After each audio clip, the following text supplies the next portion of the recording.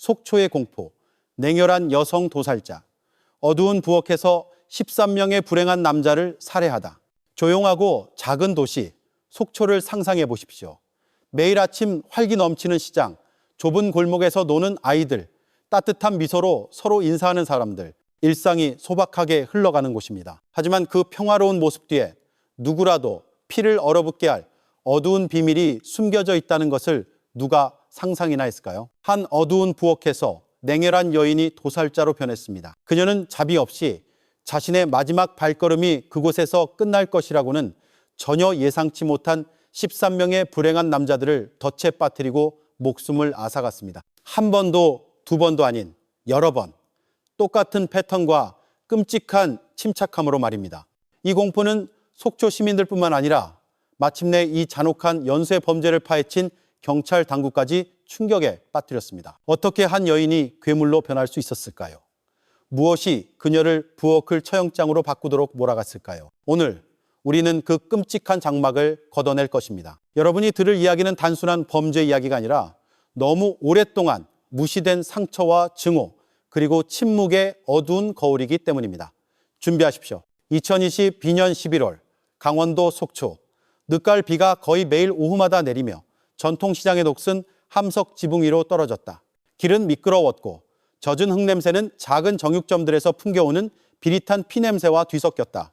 시청 근처에 위치한 낡은 경찰서 사무실, 강력팀장 박진우 경감은 진한 블랙커피 한 잔과 결코 줄어들지 않을 것처럼 보이는 낡은 서류 더미와 함께 홀로 앉아 있었다.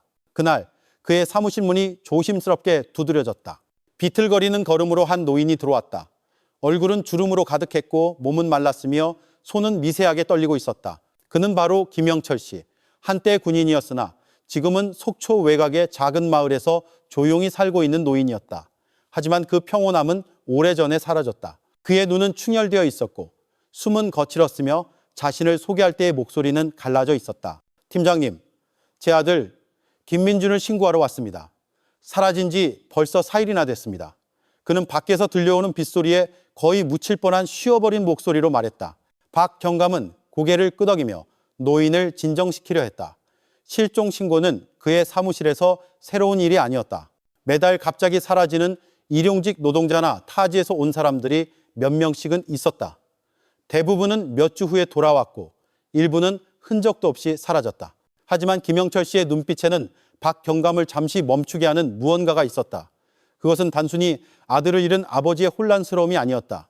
거기에는 확신이 있었다. 아들에게 끔찍한 일이 일어났다는 쓰라린 믿음이었다. 김민준, 28세, 건설 현장 인부. 김영철 씨에 따르면 민준은 과묵하고 술도 마시지 않으며 도박도 하지 않고 항상 월급의 일부를 부모님께 가져다 드리는 아들이었다. 사라지기 3일 전 민준은 부모님이 비가 셀 때마다 고생하지 않도록 집 부엌 지붕을 고치고 싶다고 말했었다.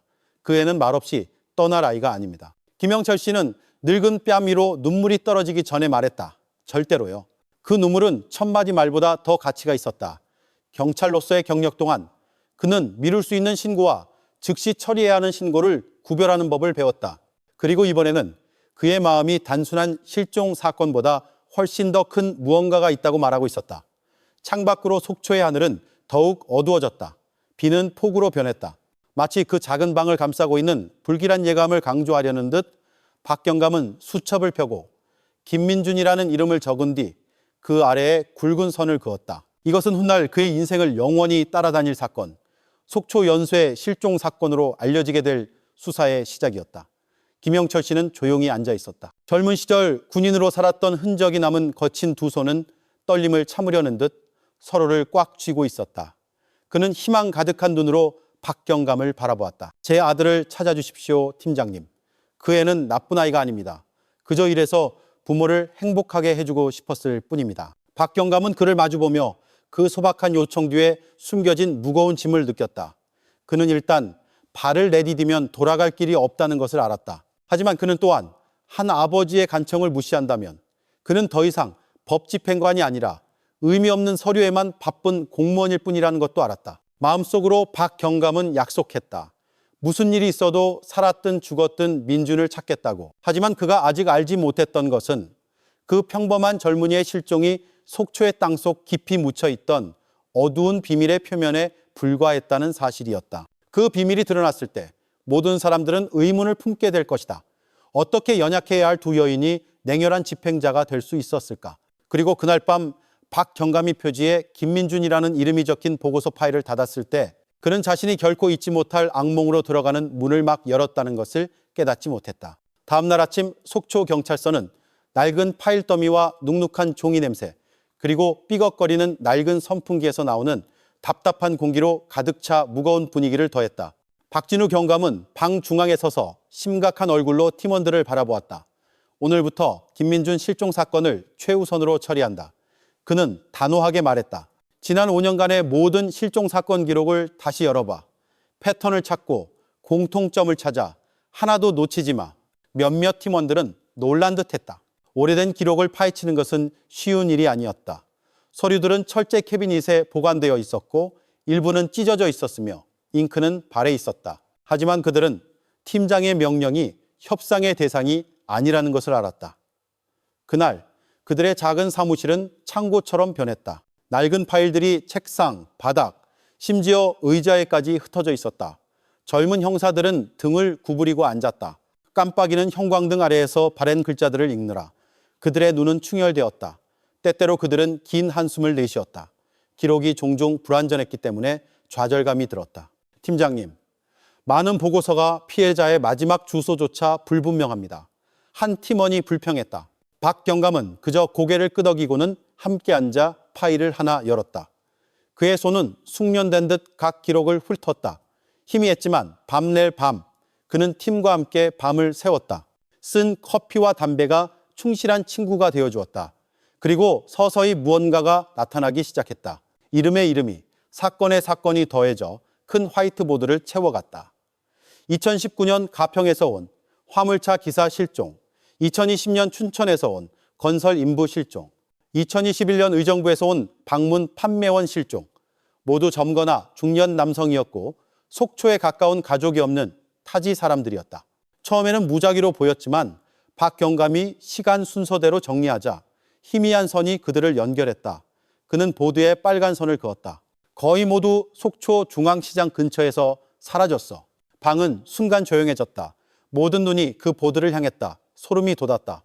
이게 그냥 우연일까요, 팀장님? 이동현 경장이 망설이며 물었다. 박 경감은 고개를 저으며 단호하게 말했다. 수사에서 우연이란 없어. 패턴이 반복된다면 그 뒤에는 분명 사람의 손이 있는 거야. 그날 밤 박 경감은 잠을 이룰 수 없었다. 그는 직접 시장으로 가기로 결심했다. 얇은 외투 하나만 걸친 채 그는 어둑어둑한 축축한 골목을 걸었다. 가로등 일부는 꺼져 있었고 긴 그림자를 만들어 그의 발걸음을 무겁게 했다. 비릿한 생선 냄새와 썩은 채소 냄새, 그리고 튀김 연기가 뒤섞여 있었다. 그는 문이 반쯤 닫힌 정육점 앞에 멈춰 섰다. 낡은 나무 간판의 글씨는 거의 지워져 있었다. 기록에 따르면 이곳이 몇몇 피해자들이 마지막으로 목격된 장소였다. 그날 밤은 고요함 외에는 아무것도 없었지만 그의 심장은 세차게 뛰었다. 다음 날 박 경감은 2명의 팀원을 시장 주변 상인들과 대화하도록 보냈다. 그들은 의심을 사지 않기 위해 평범한 손님으로 위장해야 했다. 거기서 첫 번째 중요한 증언이 나왔다. 작은 백반집 주인인 은혜식당 아주머니가 다른 사람이 들을까 두려운 듯 조용한 목소리로 말했다. 예전에 우리 가게에서 자주 밥 먹던 남자 몇몇이 갑자기 안 오기 시작했어요. 그 사람들 다 시장 중간에서 돼지고기 파는 경숙이랑 경인의 가게에서 고기를 사곤 했어요. 그 이름은 즉시 굵게 기록되었다. 최경숙, 최경희. 박 경감은 등골을 타고 흐르는 차가운 예감을 느꼈다. 아직 아무것도 단정할 수는 없었지만 퍼즐 조각이 맞춰지기 시작했다. 모든 피해자, 모든 빨간 선이 한 지점을 향하고 있었다. 바로 그 두 자매의 정육점이었다. 다음 날 밤 희미한 불빛이 비추는 그의 작은 사무실에서 박 경감은 큰 화이트보드를 응시했다. 김민준의 사진이 종이한 귀퉁이에서 다른 실종된 남자들의 얼굴과 나란히 그를 바라보고 있었다. 그리고 중앙에는 검은색 마커로 2개 이름이 대문자로 쓰여 있었다. 최경숙, 최경희. 그는 그 글씨를 오랫동안 쳐다보았다. 숨이 무거워졌다. 한 가지 질문이 그의 머릿속을 맴돌았다. 어떻게 매일 고기나 팔던 평범한 두 여인이 속초의 연쇄 남성 실종 사건과 연관될 수 있을까? 그의 직감은 이 사건이 이제 막 훨씬 더 어두운 장으로 들어섰다고 말하고 있었다. 속초 중앙시장의 아침은 언제나 시끌벅적했다. 상인들의 외침 소리는 신선한 채소와 짭짤한 젓갈, 그리고 바람에 실려오는 양념 냄새와 뒤섞였다. 하지만 박진우 경감에게 그 북적임은 무언가 이상한 것을 품고 있었다. 그의 눈은 줄지어 선 가게들 한가운데 위치한 한 정육점을 계속 쫓고 있었다. 최경숙과 최경이라는 두 자매의 가게였다. 멀리서 보면 그들은 평범한 상인처럼 보였다. 40대쯤으로 보이는 경숙은 다부진 체격과 날카로운 눈빛으로 강인해 보였다. 반면 동생인 경이는 모든 움직임이 어색했고 다른 사람의 시선이 두려운 듯 항상 고개를 숙이고 있었다. 그들은 손님을 맞이하고 고기 무게를 재고 가끔 어색한 미소를 지었다. 시장을 찾은 사람들에게는 특별할 것 없는 모습이었지만 박 경감에게 그 가게는 모든 실종 피해자들을 연결하는 원의 중심처럼 보였다. 아무것도 증명할 수는 없었지만 그의 직감은 두 여인의 평온한 얼굴 뒤에 거대한 비밀이 숨겨져 있다고 말하고 있었다. 의심을 굳히기 위해 박 경감은 팀을 나누었다. 일부는 매일 비밀리에 가게를 감시하는 임무를 맡았고 다른 일부는 그 가족의 과거를 파헤치기 위해 현장으로 투입되었다. 다음 몇 주는 길고 지루하게 느껴졌다. 젊은 형사들은 먼지 쌓인 동사무소 기록을 뒤지고 잉크가 거의 지워진 낡은 경찰 기록을 열었으며 두 자매의 어린 시절을 기억하는 노인들을 찾아다녔다. 많은 이들이 말하기를 꺼렸다.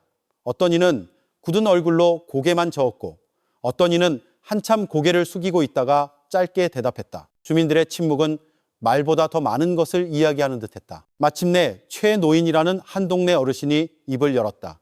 그는 낮은 목소리로 그 가족이 과거의 고통으로 가득했다고 말했다. 경숙과 경희의 친아버지는 술주 정뱅이였고 아내를 자주 때리다가 결국 다른 여자와 함께 집을 나갔다고 했다. 그 후 어머니는 이강호라는 남자와 재혼했는데 그는 전 남편보다 더 최악이었다. 이강호는 소리를 지르고 폭행했으며 심지어 어린 경숙에게 부적절한 짓을 했다는 소문도 돌았다고 했다.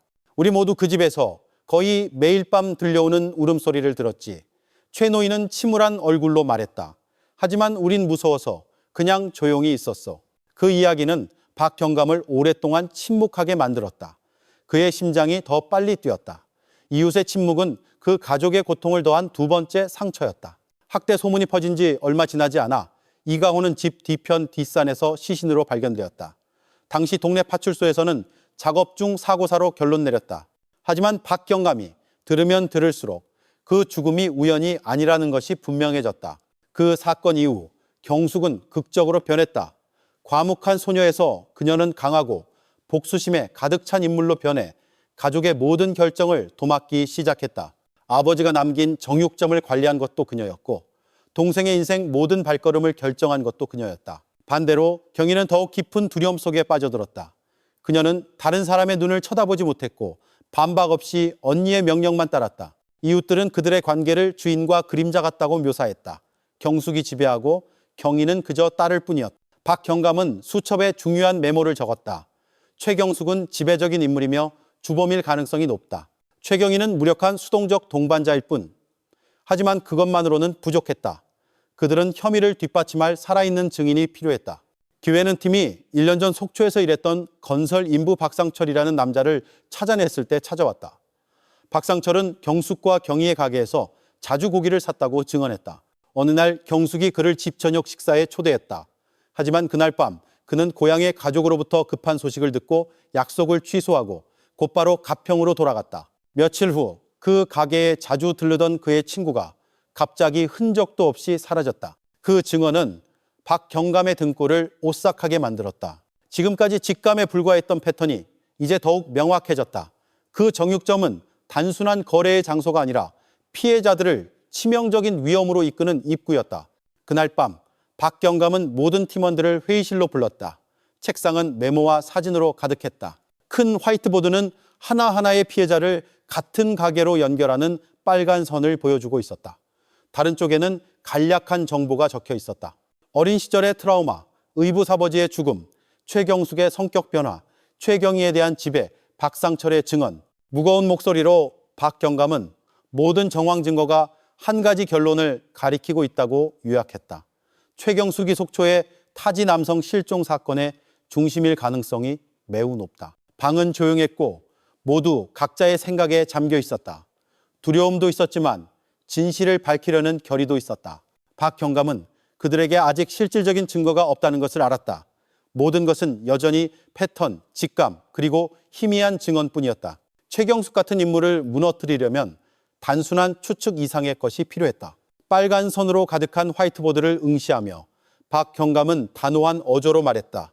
내일부터 감시를 강화한다. 그녀가 움직이게 만들어야 해. 그렇지 않으면 이 사건은 이전처럼 다시 묻힐 거야. 그리고 마음 깊은 곳에서 박 경감은 그들이 마주하고 있는 것이 평범한 수사가 아니라 팀 전체의 용기와 인내심을 시험할 길고 긴 추격의 첫걸음이라는 것을 깨달았다. 그날 밤 회의는 평소보다 더 무겁게 느껴졌다. 몇 주 동안 낡은 기록과 씨름한 끝에 박진우 경감은 마침내 그들이 더 나아가야 한다고 결정했다.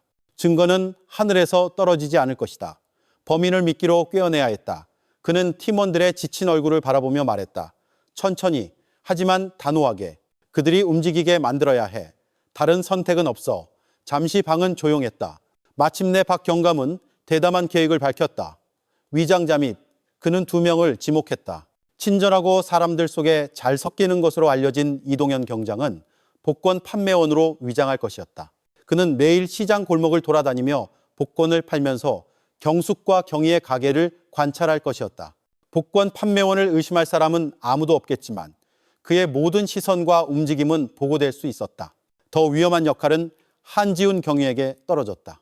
단정한 외모, 차분한 태도, 그리고 설득력 있는 말솜씨를 가진 그는 서울에서 새로 전근 온 교사 역할을 맡을 것이었다. 타지에서 온 사람으로서 시장에서 식료품을 사는 것은 자연스러웠다. 여유로운 스타일의 교육받은 남자로서 그는 경숙이 가장 증오하면서도 동시에 가장 끌릴 것으로 추정되는 프로필과 일치했다. 다음 며칠은 긴장감 속에 흘러갔다. 동현은 시장을 돌아다니기 시작했다. 그는 정말로 몇 푼의 이익에 의존하는 것처럼 명랑한 목소리로 복권을 팔았다. 하지만 그의 친절한 미소 뒤에서 그의 눈은 계속해서 그 정육점을 관찰했다. 누가 오고 누가 가는지, 경숙이 남자 손님을 어떻게 대하는지. 그의 보고에 따르면 거의 모든 평범한 손님들은 빠르고 차갑게 똑같이 대우받았다. 하지만 지훈이 나타났을 때 작은 변화가 있었다. 지훈은 조심스럽게 자신의 역할을 수행했다. 매일 아침 그는 시장에 들러 다른 상인들에게 인사를 건네고 항상 경숙의 가게 앞에 멈춰섰다. 처음에는 가격만 물었다. 가끔 가벼운 농담을 던졌다. 친해지고 싶어하는 어색한 타지 사람인 척했다. 경희의 반응은 분명했다. 대화가 너무 길어질까 두려운 듯 재빨리 고개를 숙였다. 하지만 경숙은 달랐다. 그녀의 시선은 날카로웠지만 단순한 상인의 시선이 아니었다. 그녀는 지훈을 관찰했고 이 남자가 다가갈 가치가 있는지 아니면 피해야 할지 저울질하는 듯했다. 첫째 주에 그들의 대화는 짧았다. 하지만 둘째 주부터 지훈은 더 긴 대화에 초대받기 시작했다. 경숙은 그가 어디서 왔는지, 어느 학교에서 가르치는지, 심지어 한 번은 그의 가족에 대해 묻기도 했다. 지훈은 여유롭게 대답하며 가끔 작은 농담을 섞어 분위기를 자연스럽게 만들었다. 동현은 지훈이 왔을 때 경숙이 처음으로 엷은 미소를 짓는 것을 보았다고 보고했다. 이 미묘한 변화는 지휘본부에서 심각한 논의의 대상이 되었다. 그녀가 마음을 열기 시작했어. 박 경감은 메모에 표시하며 말했다. 그건 그녀가 지훈을 시험하고 있다는 신호야. 우리가 맞다면 그녀는 더 나아갈 거야. 지훈 자신도 엄청난 압박감을 느꼈다. 경숙과 대화할 때마다 심장이 세차게 뛰었다. 한마디라도 잘못하면 모든 것이 드러날 수 있다는 것을 알았지만 그의 역할은 완벽하게 수행되어야 했다. 때로는 일부러 과장된 농담을 하고 경희 쪽을 돌아보며 그녀를 더욱 창백하게 만드는 말을 던진 뒤 다시 경숙을 돌아보며 그녀의 반응을 살폈다. 경숙은 결코 화내지 않았다. 대신 그녀는 그저 깊이 응시하고는 평온한 얼굴 뒤에 무언가를 숨긴 듯 짧게 대답할 뿐이었다. 밤에 지휘본부에서 박 경감은 비밀 통신 장비를 통해 일일 보고를 들었다. 그는 거의 숙면을 취하지 못했다. 이 전략이 유일한 길이라고 확신했지만 불안감을 떨칠 수 없었다. 지훈은 얇은 줄 위를 걷는 것과 같았고 그의 모든 발걸음이 생명을 결정할 수 있었다. 셋째 주에 긴장감은 최고조에 달했다. 지훈은 옷 속에 숨겨진 작은 통신 장비에서 들려오는 억눌린 목소리로 보고했다. 팀장님, 최경숙이 방금 저를 자기 집 저녁 식사에 초대했습니다. 그의 목소리는 차분하게 들렸다. 하지만 박경감은 그 차분함 뒤에 폭발하는 아드레날린이 있다는 것을 알았다. 지휘본부의 방은 순간 고요해졌다. 모두가 지훈의 위치 신호점을 보여주는 모니터 화면을 응시했다. 박경감은 깊은 숨을 들이쉬고는 단호하게 말했다. 지금부터 모든 팀은 완전 비상대기 상태다. 한순간도 방심해서는 안 돼. 그 초대가 받아들여진다면 우리는 진실에 매우 가까워진 것이다.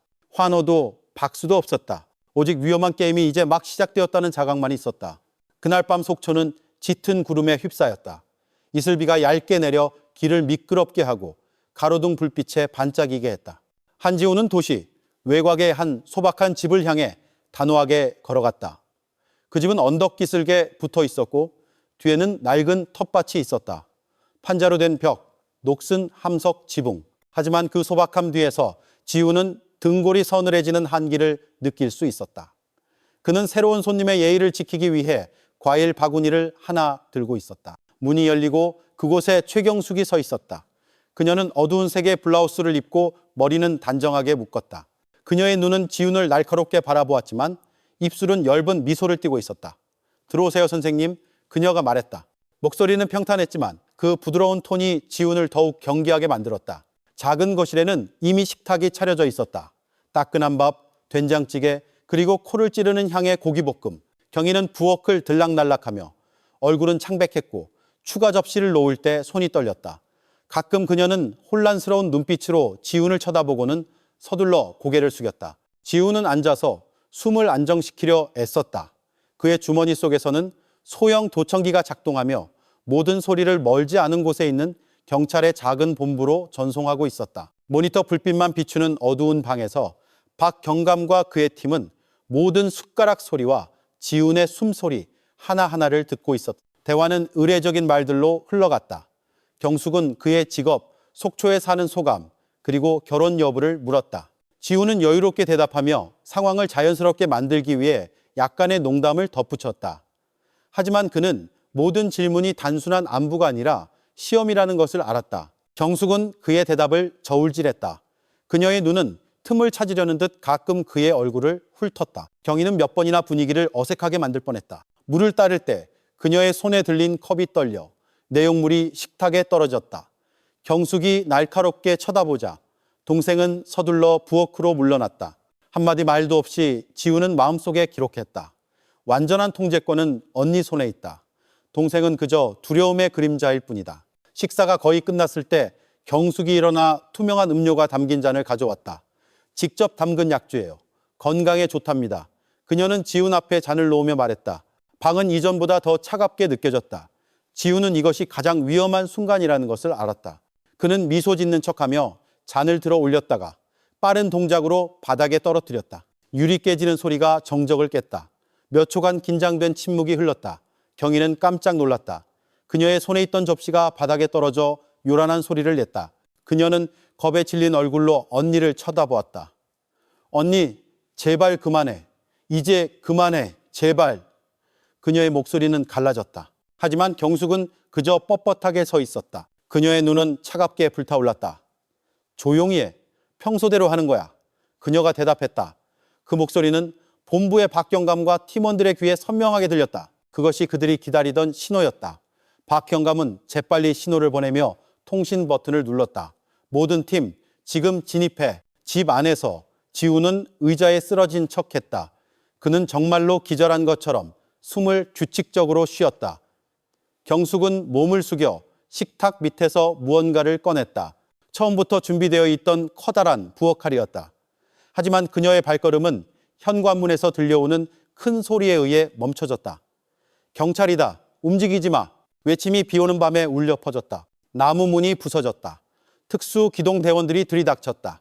외침 소리와 바닥을 울리는 구두발 소리가 뒤섞였다. 경숙은 칼을 든 채 뛰어오르려 했지만 2명의 경찰이 그녀가 누구도 해치기 전에 바닥으로 눌렀다. 경희는 방구석에 주저앉아 두 손으로 얼굴을 가리고 하염없이 울었다. 지훈은 눈을 뜨고 자신이 안전하다는 짧은 고갯짓으로 신호를 보냈다. 안도의 한숨이 대원들의 얼굴에 흘렀다.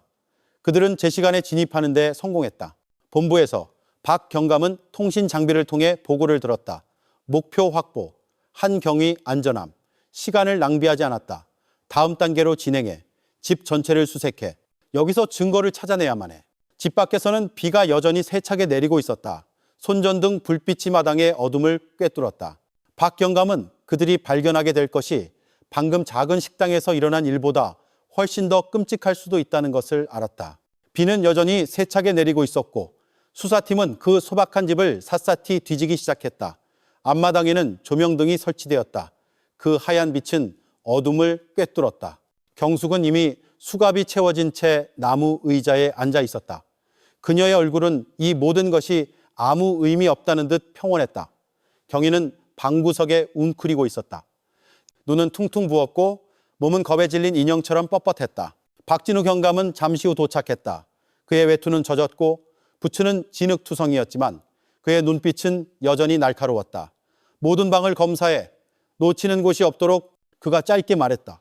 과학수사대원들이 차례로 들어왔다. 그들은 옷장을 열고 매트리스를 들고 부엌을 검사했다. 이상하게도 모든 것이 너무 깨끗했다. 바닥은 반짝였고 옷장은 거의 사용되지 않은 것처럼 깔끔하게 비어 있었다. 부엌에서는 강한 나프탈렌 냄새가 났고 얼룩 하나, 의심스러운 개인 물품 하나 없었다. 팀장님, 이 집이 뭔가 부자연스럽습니다. 한 팀원이 속삭였다. 장사로 바쁜 사람의 집이 아니라 일부러 정리해놓은 무대 같습니다. 박경감은 고개를 끄덕였다. 그의 시선은 뒷마당을 향했다. 그곳에는 축축한 땅이 있었다. 낡은 돼지우리 골조에서 멀지 않은 곳에 평평하게 다져진 흔적이 있었다. 그의 본능이 말했다. 비밀은 집 안에 있는 게 아니라 저 어두운 땅 밑에 있다. 탐지견을 데려와. 그의 명령에 커다란 개 2마리가 풀려났다. 그들은 부엌과 창고 주변의 냄새를 맡았다. 처음에는 조용하다가 뒷마당으로 이끌려갔다. 그 의심스러운 땅에 이르자 2마리 모두 갑자기 격렬하게 짖기 시작했다. 발톱으로 진흙을 미친 듯이 파헤쳤다. 짖는 소리가 울려 퍼지자 모두가 숨을 죽였다. 박경감은 그 땅을 뚫어지게 쳐다보았다. 지금 당장 파. 대원들이 삽을 들고 축축한 땅을 내리쳤다. 진흙 냄새와 함께 무언가 더 코를 찌르는 냄새가 즉시 퍼져나갔다. 처음 몇 번의 삽질에는 젖은 흙뿐이었지만 깊이 들어갈수록 그 냄새는 더 강해졌다. 그리고 삽이 단단한 물체에 부딪혔다. 한 대원이 쭈그리고 앉아 떨리는 손으로 흙을 걷어냈다. 서서히 희미한 흰색이 드러났다. 팀장님, 뼈입니다. 그의 목소리는 거의 들리지 않았다. 조명등이 비춰지고 땅이 계속 파헤쳐지자 다른 조각들이 나타났다. 팔뼈, 반쯤 온전한 두개골, 모두 흙과 뒤섞여 되는 대로 쌓여 있었다. 마당의 공기가 갑자기 답답해졌다. 비와 진흙, 그리고 죽음의 부패 냄새가 뒤섞였다. 집 안에서 경희가 비명을 질렀다. 그녀의 히스테리적인 목소리가 쏟아지는 빗소리를 뚫고 나왔다. 그녀는 두 손으로 얼굴을 가렸다. 몸이 심하게 흔들렸다. 경숙은 잠시 쳐다보고는 다시 고개를 숙였다. 말이 없었다. 그저 어깨가 천천히 오르내릴 뿐이었다. 억누른 분노 때문인지 아니면 다른 묻혀버린 감정 때문인지 알 수 없었다. 발굴은 계속되었다. 흙의 층이 하나씩 벗겨지면서 더 많은 뼈들이 드러났다. 일부는 조각이었고 일부는 여전히 온전했다. 대원들은 잠시 멈춰서서 서로를 쳐다보았다. 아무도 그 수가 하나 이상일 것이라고는 예상하지 못했다. 사진 찍고 위치 기록해. 함부로 만지지 마. 박경감이 무거운 목소리로 명령했다. 갑자기 한 대원이 흙더미에서 작은 물건을 들어 올렸다. 녹슨 금속, 진흙에 젖어 있었다. 그가 천으로 닦자 소박한 호랑이 문양이 선명하게 나타났다. 팀장님, 이거 라이터입니다. 호랑이 문양이 새겨져 있습니다. 박경감이 다가갔다. 심장이 세차게 뛰었다. 그는 김영철 씨의 이야기에서 그 물건을 기억해냈다. 그것은 김민준이 어디를 가든 항상 가지고 다니던 지포 라이터였다. 그는 그것을 꽉 쥐었다. 젖은 땅에서 나온 금속의 차가움을 느꼈다. 마치 오랫동안 묻혀있던 희생자의 목소리를 전하는 듯했다. 잠시 동안 아무도 움직이지 않았다. 모두가 그 물건을 바라보다가 뼈로 가득 찬 커다란 구덩이로 다시 시선을 돌렸다. 비만이 정적을 깨는 고요함이 분위기를 더욱 으스스하게 만들었다. 경희는 이제 하염없이 울고 있었다. 입술이 떨리며 무언가 말하고 싶어하는 것 같았지만 목소리가 막혔다. 경숙은 여전히 침묵을 지켰다. 눈은 공허하게 땅을 응시했다. 얼굴은 창백했지만 굳어 있었다. 박경감은 팀원들을 돌아보았다. 계속해. 오늘 밤 이 땅이 모든 것을 말하게 해야 해. 세찬 비도 그들을 막지 못했다. 삽이 다시 땅을 꿰뚫었다. 매번 내리칠 때마다 세상은 오랫동안 묻혀있던 진실에 더 가까워졌다. 그 집 뒷마당은 이제 구덩이로 가득했다. 젖은 흙이 마치 새로 열린 상처처럼 입을 벌리고 있었다. 조명등이 낡은 돼지우리 잔해와 뒤섞인 진흙탕을 비추고 있었다. 비릿한 냄새가 코를 찔렀다. 단순한 부패 냄새가 아니라 젖은 흙, 눅눅한 천, 그리고 수년 동안 감추려 했던 무언가가 뒤섞인 냄새였다. 발굴은 확대되었다. 삽이 반복해서 땅을 내리쳤고 둔탁한 소리를 냈으며 때로는 젖은 흙이 구덩이 옆으로 무너지면서 작은 산사태를 일으켰다. 새로운 층이 드러날 때마다 무언가가 나타났다. 찢어진 낡은 천에 쌓인 긴 뼈, 얇은 머리카락이 아직 붙어있는 두개골 조각, 심지어 만지자마자 부서져 내린 검은 비닐봉지 속에서 작은 뼈들이 드러나기도 했다. 모두가 침묵했다. 오직 빗소리와 삽의 금속성 소리만이 들렸다. 과학수사대원들은 서로를 쳐다보았다. 얼굴은 창백했지만 손은 계속 움직였다. 그동안 울기만 하던 경희가 갑자기 움찔했다. 눈이 휘둥그레졌다. 그리고 그녀는 비명을 질렀다. 저건 박 기사님 재킷이야. 기억나. 그 아저씨 여기서 밥 먹었었는데 몸이 심하게 떨렸다. 그리고 그녀는 바닥에 구토했다. 냄새와 죄책감이 한꺼번에 덮쳐오는 것을 견딜 수 없었다. 한 대원이 급히 그녀를 부축했지만 경희는 계속해서 자신이 봤던 남자들의 이름을 중얼거렸다. 말은 횡설수설했고 울음에 끊겼다. 하지만 그곳에 있는 모든 사람들을 얼어붙게 하기에는 충분했다. 동생과는 달리 경숙은 꼿꼿이 앉아 있었다. 하지만 이번에는 그녀의 얼굴에 다른 무언가가 있었다. 입술이 희미하게 움직였다. 마치 보이지 않는 누군가에게 말하는 것 같았다. 그들은 모두 그럴만했어.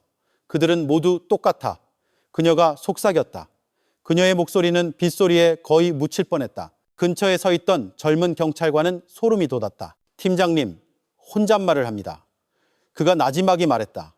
박경감은 경숙을 오랫동안 바라보았다. 그는 그것이 단순한 공허한 중얼거림이 아니라는 것을 알았다. 그것은 무의식 중에 나온 진실의 조각이었다. 그녀 안에 복수심이 모든 연민을 삼켜버렸다는 증거였다. 발굴은 자정까지 계속되었다. 하나씩 증거물들이 땅에서 나왔다. 반쯤 썩은 가죽 구두, 바늘이 삼시에 멈춘 깨진 손목시계, 여전히 골반뼈 조각을 감싸고 있는 녹슨 허리띠. 무언가가 들어 올려질 때마다 대원들은 잠시 멈춰서서 무거운 한숨을 내쉬고는 계속했다. 긴 침묵이 마당을 감쌌다. 아무도 말하지 않았다. 오직 함석 지붕 위로 세차게 내리는 빗소리와 멀리서 들려오는 개 짖는 소리뿐이었다. 긴장감은 너무나 강해서 시간이 느리게 가는 것 같았다. 마침내 한 대원이 속삭였다. 팀장님, 수가 10명은 넘을 것 같습니다. 박경감은 천천히 고개를 끄덕였다. 얼굴이 굳어졌다. 그는 팀원들을 돌아보았다. 목소리는 무거웠지만 단호했다. 전부 수거해. 사진 찍고 기록해. 하나도 놓치지 마. 오늘 밤 이 땅이 증인이 될 것이다. 경희는 다시 신음했다. 이번에는 약하고 갈라진 목소리였다. 더는 싫어. 못 견디겠어. 제발 그만해. 입술이 떨리고 눈은 애원했다. 하지만 그녀는 언니를 쳐다볼 용기가 없었다. 경숙은 돌아보지 않았다. 눈은 여전히 땅의 어두운 구덩이를 공허하게 응시했다. 입술이 다시 소리 없이 움직였다. 그녀를 지켜보던 경찰관은 이상한 공포를 느꼈다. 마치 그 여인이 자신만의 세계에 사는 것 같았다. 모든 희생자가 지워져야 할 과거의 그림자에 불과한 세계. 조명등은 여전히 밝게 켜져 있었고 이제 뼈와 희생자들의 유품으로 가득 찬 과학수사 봉투들을 비추고 있었다. 그 마당은 스스로 입을 연 무덤으로 변해 있었다. 그리고 그 비오는 밤, 침묵 속에 묻혀있던 모든 것이 마침내 목소리를 냈다. 새벽이 막 밝아올 무렵 두 여인은 속초경찰서에 도착했다. 비는 그쳤고 축축하고 차가운 공기만 남았다. 그들은 뒷문으로 들어왔다. 경찰관들의 무거운 발소리가 긴 복도에 울려 퍼졌다. 취조실에는 하얀 형광등이 밝게 켜져 있었다. 구석의 낡은 선풍기는 돌아갈 때마다 작게 삐걱거렸다. 여튼 담배 연기 냄새가 밤새 방치된 커피잔의 시큼한 향과 섞여 공중에 떠 있었다. 그 분위기는 누구라도 녹슨 철제 의자에 앉으면 법 앞에서 발가벗겨진 듯한 압박감을 느끼게 했다. 최경희는 첫 번째 방에 배치되었다. 머리는 헝클어져 있었고 얼굴은 창백했으며 입술은 말라 있었다. 그녀는 등을 구부리고 앉아 있었다. 두 손은 무릎 위에서 서로를 꽉 쥐고 있었다. 더 이상 마당에서처럼 히스테리적인 울음이 아니라 침묵의 공포가 그녀를 때때로 사라지고 싶은 듯 고개를 숙이게 만들었다. 최경희 씨, 박경감의 목소리는 차분했지만 무거웠다. 그는 표면에 흠집이 가득한 나무 테이블 건너편에 앉았다. 우리는 당신이 칼을 들지 않았다는 걸 압니다. 하지만 당신은 그곳에 있었죠. 보고 들었습니다. 우리가 진실을 맞추는데 도움을 줄 수 있습니다. 경희는 입술을 깨물고는 천천히 고개를 끄덕였다. 목소리가 나올 때 갈라졌다. 거절할 수가 없었어요. 제가 안 된다고 할 때마다 언니는 똑같은 눈으로 저를 쳐다봤어요. 그 눈빛 때문에 밤새 잠을 잘 수가 없었어요. 그녀는 말을 멈추고 두 손으로 얼굴을 가린 뒤 떨리는 숨을 내쉬었다. 저는 그냥 청소만 했어요. 언니가 시키면 땅을 조금 팠을 뿐이에요. 옆에 있던 여영사가 빠르게 메모했다. 때때로 연민의 눈길을 보냈다. 경희는 죄책감과 두려움에 부서진 연약한 인간의 그림자처럼 보였다. 다른 방에서 최경숙은 꼿꼿이 앉아 있었다. 머리는 여전히 묶여 있었고 얼굴은 차가웠다. 그녀의 손은 마치 살인사건 취조가 아니라 회의에 참석한 사람처럼 테이블 위에 포개져 있었다. 한 형사가 조심스러운 어조로 대화를 시작했다. 최경숙 씨, 우리는 당신 집 뒤뜰에서 증거를 확보했습니다. 왜 그런 일이 일어났는지 당신 입으로 직접 듣고 싶습니다. 경숙의 시선은 차갑게 꿰뚫었다. 왜 그게 잘못인 것처럼 물으시죠? 그들은 모두 우리를 싼 물건처럼 쳐다보며 왔어요. 우리가 약하다고 생각했겠죠? 저는 그냥 갚아준 것뿐이에요. 그게 다예요. 형사는 침묵했다. 그의 동료가 다시 시도했다. 하지만 그들은 목숨을 잃었습니다. 후회하지 않습니까? 경숙은 한숨을 쉬고는 짧게 웃었다. 등골이 서늘해지는 낮은 소리였다. 후회? 아니요. 땅이 그들을 덮을 때마다 저는 조금씩 더 자유로워지는 기분이었어요. 시간을 되돌릴 수 있다면 똑같이 반복할 겁니다. 그녀 앞에 앉아있던 형사는 반사적으로 몸을 고추 세웠다. 관자놀이에 식은땀이 맺혔다. 그 대답은 단순한 변명이 아니라 신념이었다. 한편 다른 방의 경위는 계속해서 털어놓았다. 그녀는 언니가 모든 것을 어떻게 준비했는지 말했다. 시장에서 희생자를 고르고 술을 따르고 창고에 삽을 보관하는 것까지 저는 그냥 따랐을 뿐이에요. 언니는 항상 말했어요. 반항하면 네가 먼저 땅속에 들어갈 줄 알아 라고. 목소리가 약해지고 눈에 눈물이 고였다. 그녀는 자신의 몸을 껴안으며 보이지 않는 추위로부터 자신을 덮이려는 듯 작게 떨었다. 취조 보고서가 제출되었을 때 박경감은 복도에 서서 굳은 턱으로 듣고 있었다. 모든 조각이 명확해졌다. 경희는 그림자, 경숙은 주모자. 하지만 안도감은 오지 않았다. 그는 경숙의 완고함 뒤에 썩어가는 과거의 상처가 있다는 것을 알았다. 하지만 법은 상처를 피로 저울질할 수 없었다. 취조실에서 경숙은 여전히 굴복을 거부했다. 형사는 증거물 사진을 테이블 위에 놓았다. 깨진 손목시계, 가죽 구두, 호랑이가 새겨진 라이터. 경숙은 그것들을 쳐다보고는 천천히 형사를 향해 고개를 돌렸다. 그런 물건은 중요하지 않아요. 중요한 건 그들이 이제 조용해졌고 저는 더 이상 악몽을 꾸지 않는다는 거죠. 방은 갑자기 조용해졌다. 선풍기는 계속해서 삐걱거리며 분위기를 더했다. 형사들은 할 말을 잃었다. 경숙은 마치 이긴 사람처럼 의자에 기댔다. 같은 피를 나눈 두 자매. 그러나 다른 길. 하나는 후회 속에 무너지고 하나는 증오 속에 돌처럼 굳어졌다. 그날 밤 경찰서는 오래된 상처가 어떻게 두 개의 상반된 얼굴을 낳을 수 있는지의 증인이 되었다. 박경감은 잠시 눈을 감고는 돌아섰다. 법정으로 가는 길은 열렸지만 판사가 어떤 판결을 내리든 그는 모든 증거 뒤에는 오랫동안 어둠 속에 잠겨있던 두 여인만이 남았다는 것을 알았다. 취조 후 몇 주가 지나도 최경숙과 최경희 사건은 여전히 속초의 중심 화제였다. 지역신문은 언덕기슭의 비밀 무덤이라는 큰 제목을 실었고 라디오는 매일 아침 최신 소식을 방송했다. 시장에서는 사람들이 낮은 목소리로 하지만 호기심 가득하게 그 이야기를 했다. 법원 앞에서는 희생자 가족들이 실종된 남자들의 얼굴 사진이 담긴 포스터를 붙이기 시작했다. 한 늙은 아버지는 심지어 큰 소리로 외쳤다. 우리는 정의를 기다린다. 저들이 빠져나가게 두지 마라. 검찰청 사무실은 분주했다. 서류 더미가 긴 나무 책상을 덮었고 증거물 사진들이 큰 보드에 붙어 있었다. 뼈, 깨진 손목시계, 호랑이 문양 라이터. 50대의 강민혁 검사는 그 보드를 오랫동안 바라보았다. 이건 단순히 희생자 숫자가 아니야. 그가 팀에게 말했다. 이건 패턴이고 의식이 되어버린 복수심이야. 법정이 이것을 명확히 보도록 해야 해. 그는 한 희생자의 사진을 가리키며 강조했다. 이 모든 얼굴들이 법정에서 목소리를 내야만 해. 검찰팀은 증인, 법의학 전문가, 희생자 가족, 그리고 경숙과 경희의 어린 시절 비명을 들었던 옛 이웃들까지 준비했다. 사회가 답을 기다리고 있다는 것을 알았기에 모든 것이 꼼꼼하게 정리되었다. 한편 여자 교도소에서 두 자매는 다른 방식으로 기다리고 있었다. 경희는 점점 더 말라갔다. 그녀는 감방 구석에 앉아 짧은 연필로 낡은 종이에 무언가를 쓰고 있었다. 그 작은 편지들은 희생자 가족들에게 보내는 것이었다. 결코 전달될 수 있을지 확신할 수 없는 사과로 가득했다. 때때로 그녀는 쓰기를 멈추고 떨리는 목소리로 크게 기도했다. 마치 과거의 속삭임으로부터 귀를 막으려는 듯했다. 감방을 지나가는 교도관들은 종종 그녀의 가쁜 숨소리를 들었다.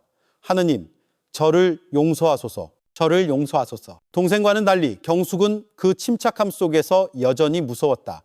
그녀는 종종 창살 가까이 서서 어디서 구했는지 모를 작은 쇠조각으로 벽을 긁었다. 낙서는 불분명했고 단지 무작위적인 선들이었지만 매번 긁는 소리가 조용한 밤에 날카롭게 들렸다. 한 번은 한 교도관이 그녀가 입술을 움직이며 마치 앞에 누군가 있는 것처럼 조용히 말하는 것을 보았다. 그들은 이제 조용해. 내가 해냈어. 더 이상 아무도 날 건드릴 수 없어. 그 말은 등골을 오싹하게 만들었다. 다른 수감자들은 멀리하기를 선택했다. 그녀는 더 이상 인간이 아니야. 눈은 비어 있는데 시선은 불타는 것 같아 라고 속삭이는 이도 있었다. 하지만 경숙은 신경 쓰지 않는 듯했다. 그녀는 변호사 면회는 물론 만나고 싶어하는 먼 친척까지 거부했다. 나는 변호 따윈 필요 없어. 그녀는 평탄하게 말했다. 나는 단지 판사가 내가 틀리지 않았다는 걸 들어주길 바랄 뿐이야. 하루하루가 지나면서 긴장감은 더욱 짙어졌다. 교도소 밖에서는 여론이 갈렸다. 대부분은 두 여인을 인간의 형상을 한 악마라고 부르며 맹비난했다. 하지만 조용히 동정심을 느끼는 이들도 있었다. 특히 그들의 폭력으로 가득했던 어린 시절 이야기가 퍼진 후에 그들도 예전엔 희생자였지. 한 커피숍의 아주머니가 말했다. 하지만 지금은 수십 명의 목숨을 앗아갔잖아. 처음부터 수사를 이끌었던 박 경감은 증인으로 출석하라는 공식 소환장을 받았다. 그는 그 서류를 오랫동안 바라보다가 책상 위에 놓았다. 이 사건은 법정에서 끝나겠지. 그가 중얼거렸다. 하지만 마음속으로는 이 상처가 결코 완전히 아물지 않을 거라는 걸 알아. 첫 공판이 다가오면서 교도소는 더욱 긴장감이 감돌았다. 경희는 마지막 편지를 손에 들고 앉아 있었다. 종이는 눈물로 젖어 있었다. 그녀는 다시 기도했다. 평소보다 더 크게, 목소리가 복도 밖까지 들릴 때까지. 한 교도관은 차마 제지하지 못하고 고개만 숙였다. 옆방의 경숙은 꼿꼿이 앉아 있었다. 벽을 긁어 더러워진 손은 무릎 위에 놓여 있었다. 그녀는 창살을 똑바로 쳐다보았다. 희미한 불빛 속에서 눈이 번뜩였다. 입술이 천천히 움직였다. 내일이면 모두가 내 말을 듣게 될 거야. 나는 말할 것이고 굴복하지 않을 거야. 그날 밤 하늘은 다시 흐려졌다. 마치 다가올 어두운 날을 함께 기다리는 듯했다. 밖에서는 군중이 준비하고 있었다. 안에서는 과거의 희생자이자 현재의 가해자인 두 자매가 상반된 얼굴로 새벽을 기다리고 있었다. 하나는 두려움으로 가득하고 다른 하나는 차가운 확신에 휩싸여 있었다. 내일 아침 법원의 문이 열리고 속초는 역사상 가장 어두운 재판 중 하나를 목격하게 될 것이다. 그날 아침 춘천지방법원 속초지원은 수많은 사람들로 가득 찼다. 나무 방청석은 빽빽했고 일부 시민들은 복도와 마당에 서서 재판 과정을 중계하는 스피커 소리를 기다렸다. 답답한 공기는 땀냄새, 불안감, 그리고 두 피고인이 나타나기를 초조하게 기다리는 군중의 속삭임과 뒤섞여 있었다. 앞줄에는 희생자 가족들이 굳은 얼굴로 앉아 있었다. 어떤 이는 친척의 사진을 들고 있었고 어떤 이는 마지막 유품을 꽉 쥐고 있었다. 한 늙은 아버지는 아들이 차고 있던 깨진 손목시계를 꽉 쥐고 있었다. 손은 떨렸지만 눈빛은 날카로웠다. 법원 밖에서는 대학생들이 13명의 목숨을 위한 정의라고 쓰인 현수막을 펼쳤다. 경찰은 군중의 감정이 폭발할까 봐 삼엄하게 경비했다. 최경숙과 최경희가 수갑을 차고 들어서자 법정은 순간 소란스러워졌다. 외침, 욕설, 그리고 울음소리가 터져나왔다. 한 젊은 남자가 피고인들을 향해 물병을 던지려 했지만 즉시 경찰에 의해 제지당했다. 경희는 비틀거리며 걸었다. 얼굴은 창백했다. 한 어머니가 희생자의 이름을 외치는 소리를 듣자 그녀는 갑자기 멈춰섰다. 몸이 흔들리며 주저앉을 뻔했다. 경찰이 재빨리 그녀를 부축해 계속 걷게 했다. 피고인석에서 그녀는 입을 열어 말하려 했지만 목소리는 끊겼고 희미한 중얼거림만 나왔다. 죄송합니다. 눈물이 쏟아져 손에 쥔 작은 종이를 적셨다. 경숙은 꼿꼿하게 걸었다. 그녀의 시선은 군중을 꿰뚫었고 몇몇 사람들은 자기도 모르게 고개를 숙였다. 욕설이 더욱 거세지자 그녀는 갑자기 짧게 웃었다. 법정 벽에 반사되는 낮은 소리였다. 소리쳐도 좋아. 그녀는 낮지만 분명하게 들리도록 말했다. 하지만 그들은 영원히 조용해졌으니까. 그 속삭임에 일부 참석자들은 두려움에 떨었고 일부는 더욱 분노했다. 판사가 법정에 들어섰다. 법봉이 3번 두드려졌다. 재판이 시작되었다. 분위기는 서서히 가라앉았다. 비록 앞줄에서는 흐느낌이 계속 들렸지만 강민혁 검사가 일어나 긴 기소장을 낭독했다. 희생자들의 이름이 하나씩 불렸다. 각 이름이 떨어질 때마다 참석한 가족들의 마음에 망치처럼 내리꽂혔다. 한 어머니는 아들의 사진을 껴안고 울부짖었다. 한 중년 남성은 피고인들을 손가락질하며 일어서서 경찰의 저지선을 거의 뚫을 뻔했다. 첫 번째 증인으로 법의학 전문가가 나섰다. 그는 피고인들의 집 뒤에 있던 집단 무덤의 상태를 설명했다. 목소리는 단호했지만 지독한 냄새와 흩어져 있던 뼈들을 언급할 때 미세한 떨림이 뚜렷하게 보였다. 아직도 기억합니다. 그는 붉어진 눈으로 말했다. 거의 온전한 가죽 구두 한 켤레가 있었죠. 그 안에는 아직 발뼈가 남아 있었습니다. 사진이 프로젝터 화면에 표시되었다. 법정은 탄식으로 술렁였다. 몇몇 사람들은 참아보지 못하고 눈을 감았다. 다음 증인인 옛 이웃은 떨리는 목소리로 증언했다. 저는 그들이 어렸을 때부터 그 집에서 비명 소리를 들었습니다. 우리 모두 뭔가 잘못됐다는 걸 알았죠. 하지만 우리는 침묵했고 이제 우리의 침묵이 이런 결과를 낳았습니다. 그의 말에 법정은 조용해졌다. 머리 위에서 삐걱거리는 낡은 선풍기 소리만 남았다. 희생자 가족이 불려 나올 차례였다. 한 어머니가 떨리는 몸으로 일어나 아들의 사진을 쥐고 있었다. 그 애는 그냥 일해서 아내에게 돈을 가져다 주려고 했을 뿐이에요. 그런데 돌아오지 않았어요. 왜죠? 뭐가 잘못된 건가요? 그녀는 피고인들을 향해 쳐다보았다. 경위는 심하게 흐느꼈다. 몸이 의자에서 미끄러졌다. 경숙은 그저 차갑게 바라보다가 비스듬히 미소 지었다. 그 미소에 어머니는 분노에 차 비명을 질렀고 경찰이 그녀를 진정시켜야 했다. 재판 내내 두 자매의 대조는 너무나 명확했다. 경위는 무너졌고 여러 번 거의 기절할 뻔했다. 몸은 사라지고 싶은 듯 웅크렸다. 경숙은 반대로 날카로운 시선, 짧은 웃음, 심지어 때때로 증인들을 불안하게 만드는 말을 속삭이기도 했다. 마침내 판사가 법봉을 두드렸다. 오늘 재판은 여기까지입니다. 내일은 주 수사관의 증언과 피고인이 원한다면 판사 앞에서 그들의 진술을 듣겠습니다. 그 소리에 법정은 다시 술렁였다. 대중은 다음 날이 가장 결정적인 순간이 될 것이라는 것을 알았다. 두 피고인이 끌려나가자 군중은 다시 소란스러워졌다. 한 젊은 남자가 저들에게 사형을 이라고 외치며 돌파하려 했지만 즉시 제지당했다. 법원 밖 속초의 하늘은 흐렸다. 마치 더 어두운 내일을 기다리는 듯했다. 첫날 재판은 끝났지만 그 방에서 열린 상처는 이제 막 시작되었을 뿐이었다. 재판 둘째 날은 어제보다 더 뜨거운 분위기에서 시작되었다. 아침부터 수많은 사람들이 속초 법원 앞에 모여들었다. 경찰은 13명의 목숨, 하나의 정의라고 쓰인 큰 현수막을 든 군중 때문에 경비를 강화했다.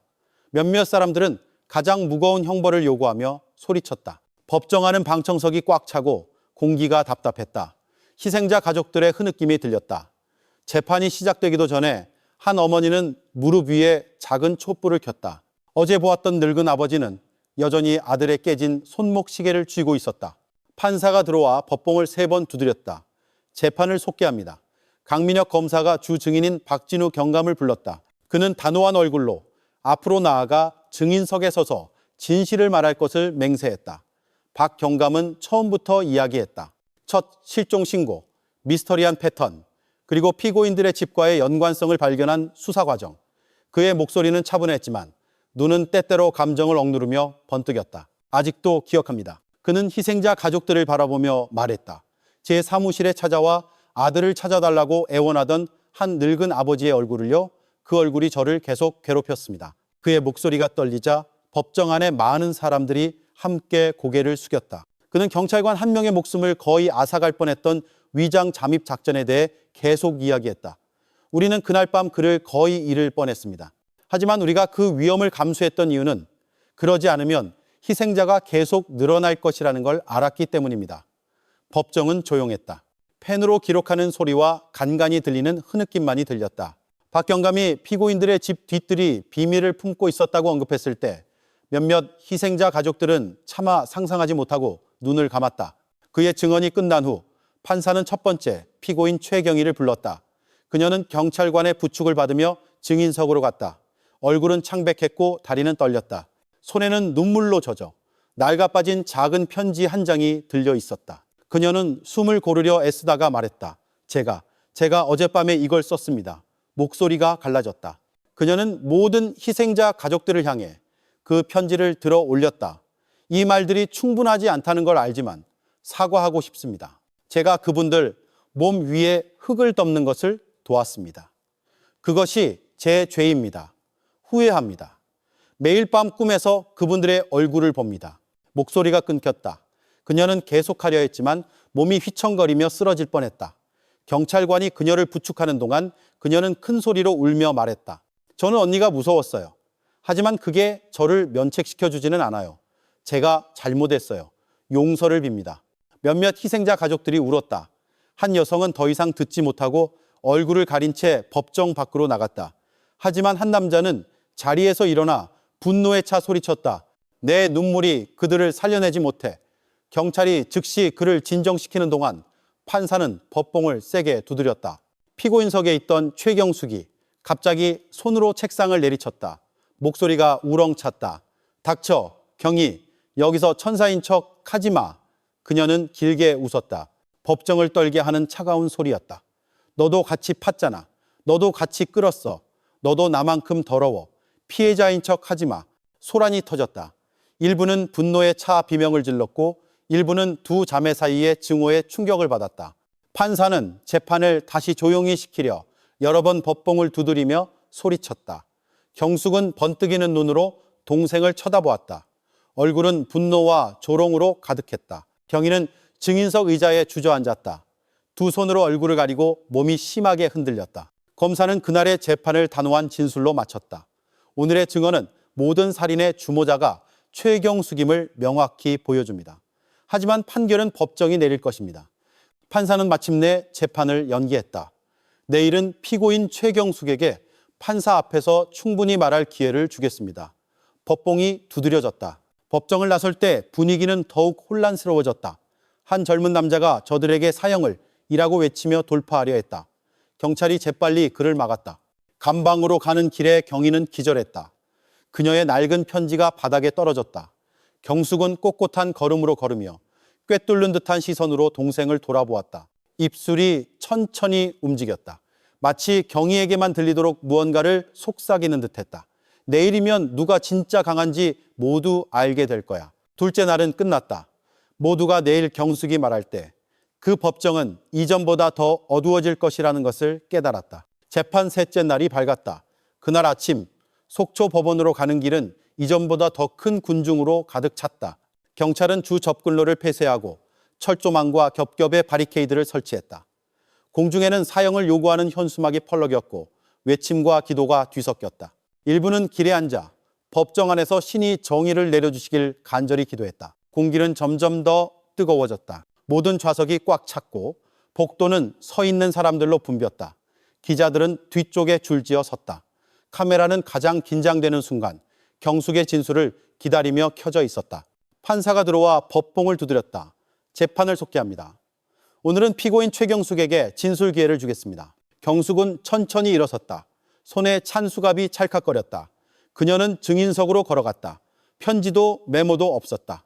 얼굴은 평온했고 턱은 치켜들었으며 시선은 참석한 모든 일을 꿰뚫었다. 판사가 그녀를 심각하게 바라보았다.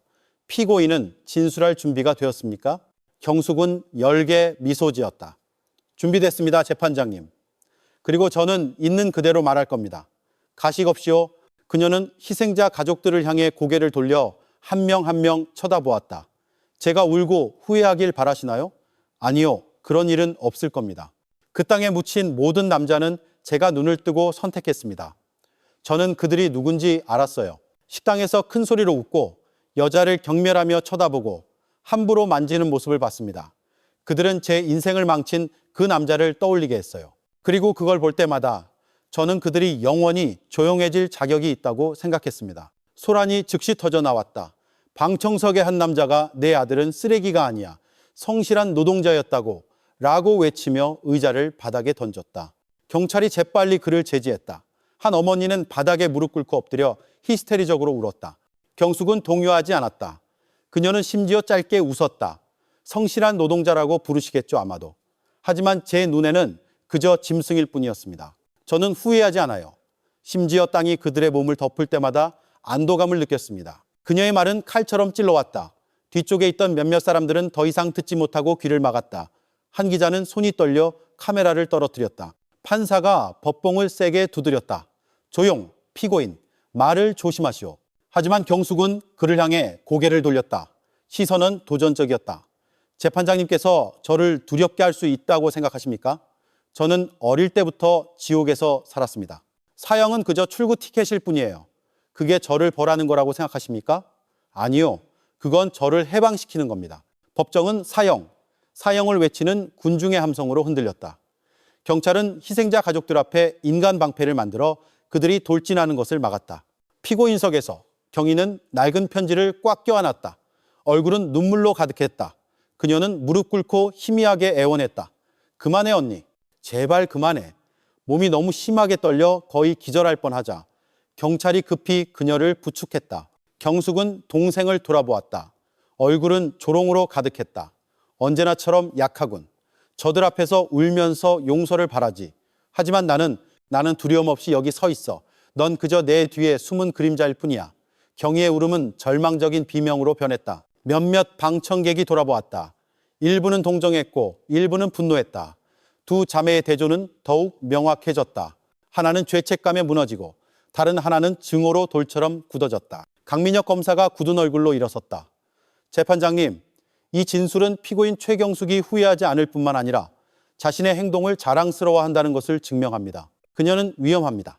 사회로 돌아갈 자격이 없습니다. 판사는 굳은 표정으로 고개를 끄덕였다.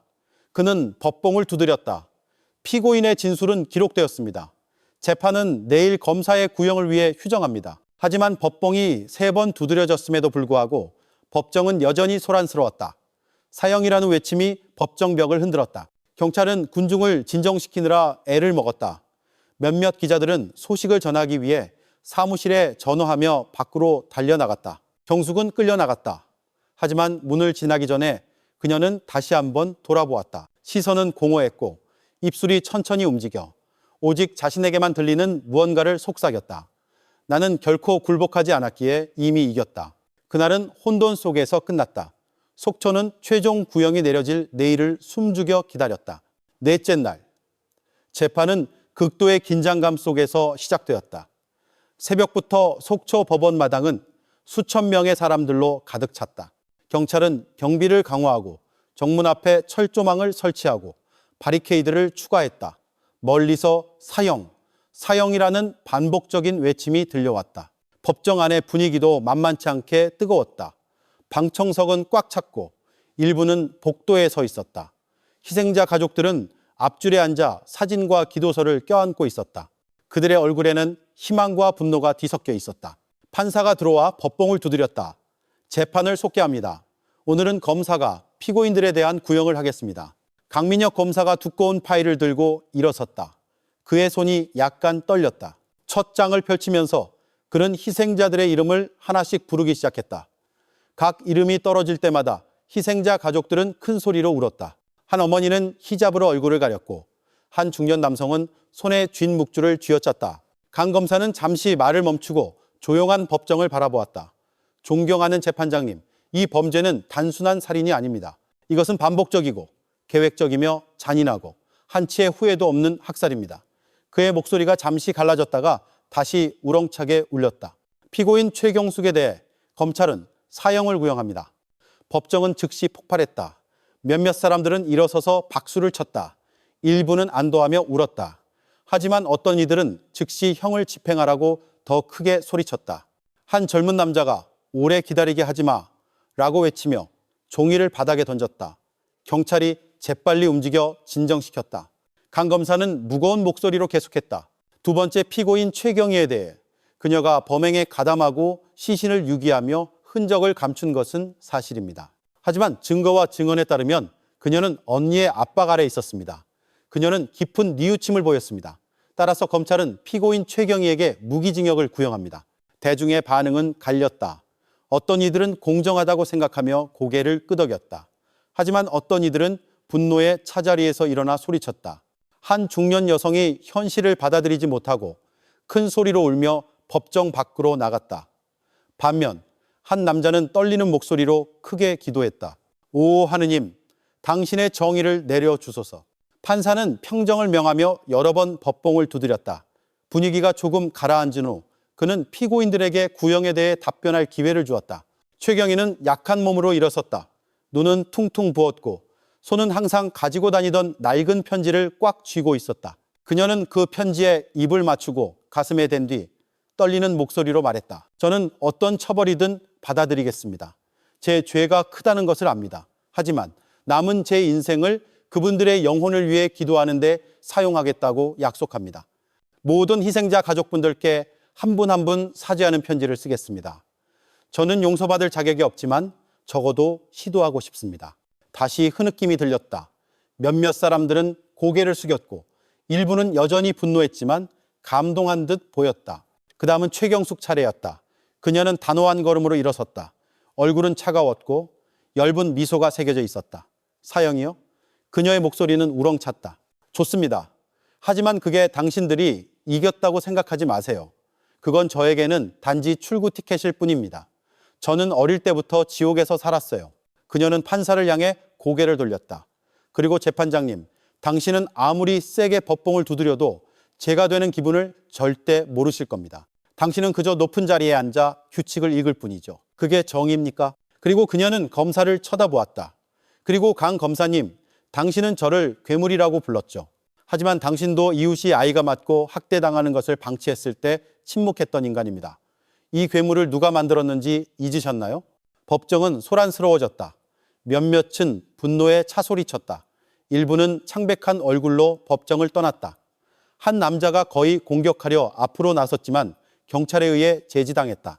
판사가 법봉을 세게 두드렸다. 조용, 피고인, 그만하시오. 하지만 경숙은 여전히 도전적이었다. 저를 사형에 처해도 좋습니다. 하지만 당신들은 제가 그들을 함께 데려갔다는 사실을 지울 수 없어요. 그것은 사실이고 사실은 지워지지 않습니다. 사형이라는 외침이 다시 울려 퍼졌다. 경찰은 바리케이드를 만들었다. 기자들은 바쁘게 기사를 썼다. 카메라는 매 순간을 기록했다. 판사는 마침내 재판을 마쳤다. 구형은 낭독되었고 피고인의 답변은 기록되었습니다. 재판은 내일 변호를 위해 휴정합니다. 법봉이 3번 두드려졌다. 경희는 거의 쓰러질 듯 울었다. 경찰이 그녀를 부축해 나갔다. 그녀는 낡은 편지를 여전히 꽉 껴안고 있었다. 경숙은 꼿꼿하게 걸었다. 얼굴은 공허했다. 마치 주위의 세계가 아무 의미 없는 듯했다. 법원 밖에서는 밤이 내리기 시작했다. 속초는 식당, 거리, 그리고 집들을 가득 채운 시민들의 속삭임으로 흔들렸다. 모든 사람들은 단 한 가지, 내일 정의가 결정될 것이라는 이야기뿐이었다. 재판 5째 날이 밝았다. 아침부터 수천 명의 시민들이 속초 법원으로 가는 길을 가득 메웠다. 경찰은 바리케이드를 추가하고 철조망을 더 촘촘하게 설치하고 현장 주변에 예비 병력을 배치했다. 공기는 판결을 초조하게 기다리는 군중의 외침으로 가득했다. 법정안은 조용하지만 긴장감이 흘렀다. 방청석은 꽉 찼고 복도는 비좁았다. 희생자 가족들은 앞줄에 앉아 있었다. 며칠 동안 재판을 따르느라 얼굴에는 피로가 가득했지만 그들의 눈은 여전히 정의의 답을 기다리며 불타고 있었다. 판사가 들어와 법봉을 두드렸다. 재판을 속개합니다. 오늘은 판결이 선고되기 전 피고인 측의 변론을 듣겠습니다. 최경희의 변호사가 먼저 일어섰다. 진지하지만 공감 가득한 얼굴의 중년 남성이었다. 그는 판사에게 정중히 고개를 숙이고 말하기 시작했다.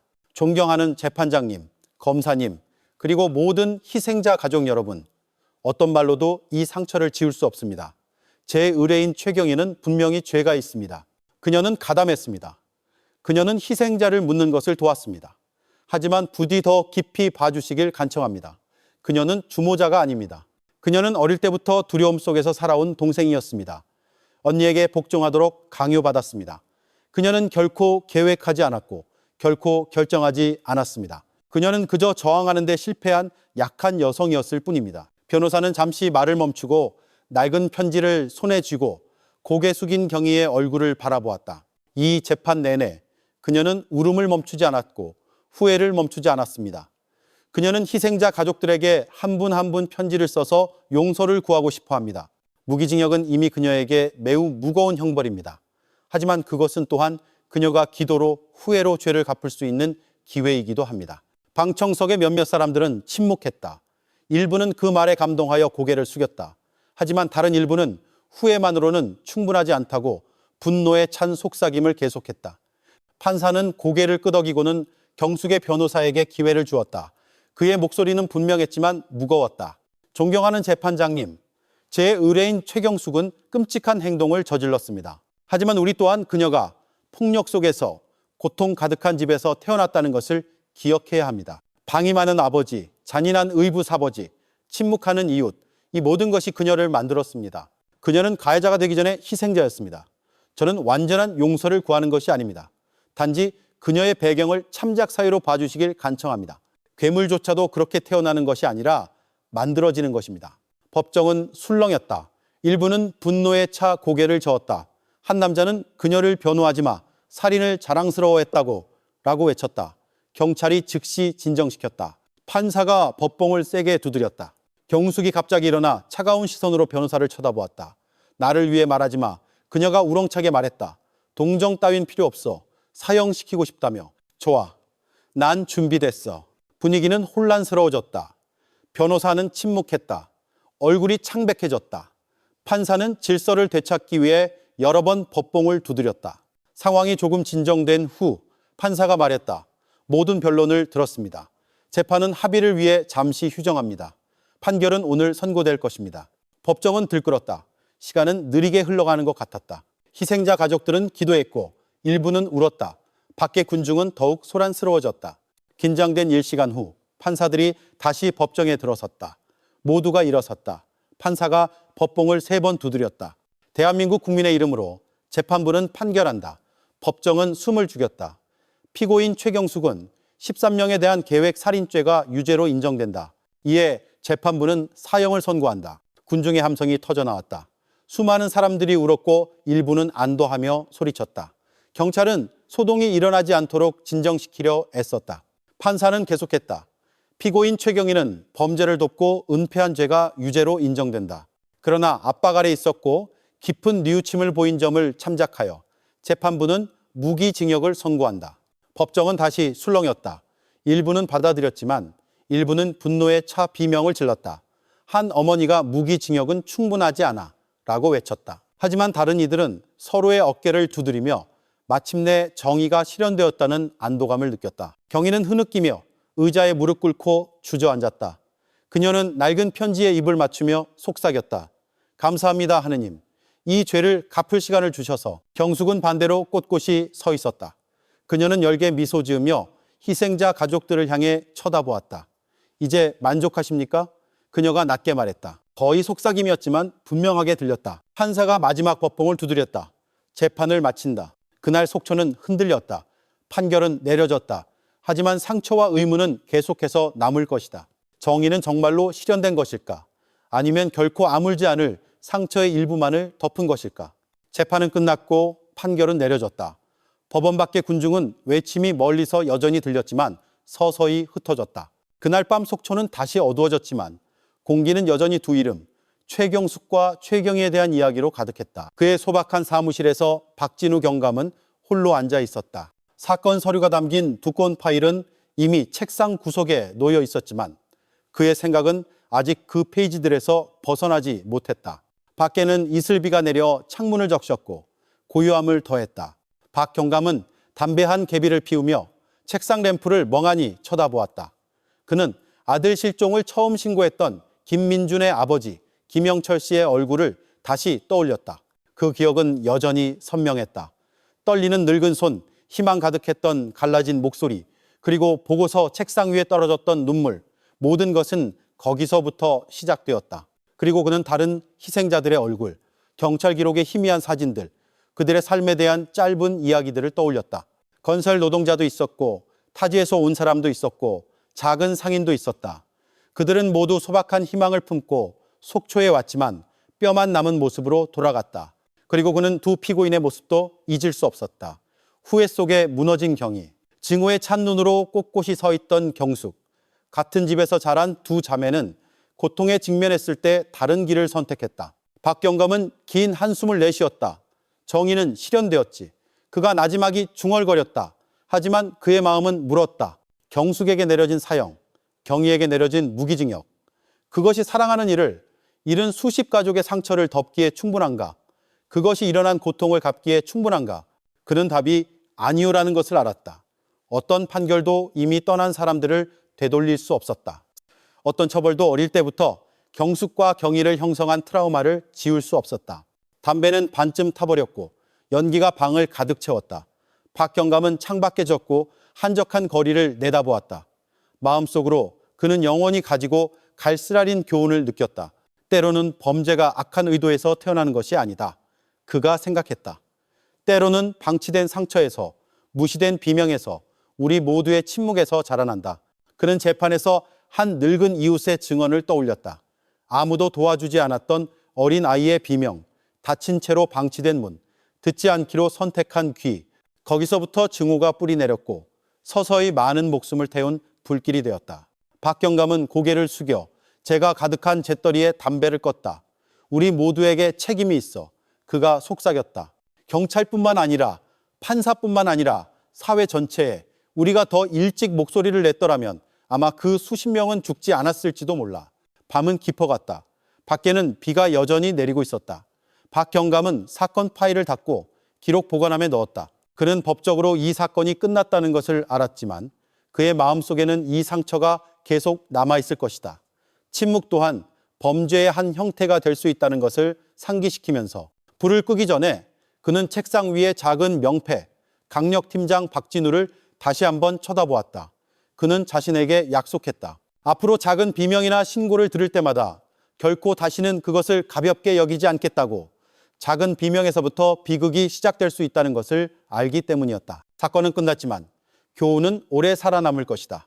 쓰라린 상기. 정의는 단지 죄인을 처벌하는 것만이 아니라 상처가 재앙으로 변하기 전에 용감하게 듣고 용감하게 행동하는 것에 관한 것이기도 하다. 여러분, 방금 들으신 긴 이야기는 오락과 성찰을 목적으로 구성된 픽션 서사물입니다.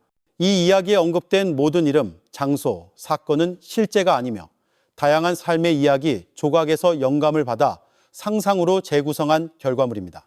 이 이야기는 실제 사건을 묘사하려는 의도가 아니라 인간의 어두운 면, 침묵 뒤에 종종 숨겨진 상처, 그리고 사회의 일원으로서 우리의 감수성의 중요성에 대해 함께 성찰하도록 초대하기 위함입니다. 두 자매, 최경숙과 최경희의 이야기는 실화가 아닙니다. 하지만 여러분이 들으신 모든 세부 사항 뒤에는 우리가 함께 얻을 수 있는 도덕적 메시지가 있습니다. 폭력, 증오, 그리고 복수심은 종종 결코 치유되지 않은 상처에서 자라난다는 것. 우리가 듣지 않는 모든 비명, 우리가 무시하는 모든 고통이 더 큰 비극의 시작이 될 수 있다는 것. 이것이 이 긴 이야기의 흐름을 통해 저희가 전달하고 싶은 핵심입니다. 아무리 작은 폭력이라도 결코 가볍게 여기지 마십시오. 우리 주변에서 들리는 비명에 결코 눈을 감지 마십시오. 이 이야기에 감동하셨다면 이를 성찰의 계기로 삼으시길 바랍니다. 우리 주변에 더 민감해지고 불의를 보았을 때 더 용감하게 목소리를 내며 약한 이들에게 더 관심을 가집시다. 때로는 큰 범죄에 대한 예방이 행동하려는 작은 용기에서 시작되기 때문입니다. 다시 한번 이 이야기는 전적으로 픽션임을 알려드립니다. 어떤 특정 대상을 비방하려는 의도는 없으며 이름, 장소 또는 사건의 유사성이 있다면 이는 순전히 우연의 일치일 뿐입니다. 마지막으로 이 이야기가 마음에 드셨다면 좋아요 버튼을 눌러주시고 친구들과 공유해 주시며 다음 이야기를 놓치지 않도록 채널을 구독해 주시는 것을 잊지 마십시오. 여러분의 의견도 매우 기다리고 있습니다. 아래에 댓글을 남겨주세요. 이 이야기의 어떤 부분이 가장 마음에 와닿았고 어떤 교훈을 얻으셨나요? 우리 함께 계속 배우고 나누고 성찰합시다. 끝까지 들어주셔서 감사합니다. 다음 이야기에서 뵙겠습니다.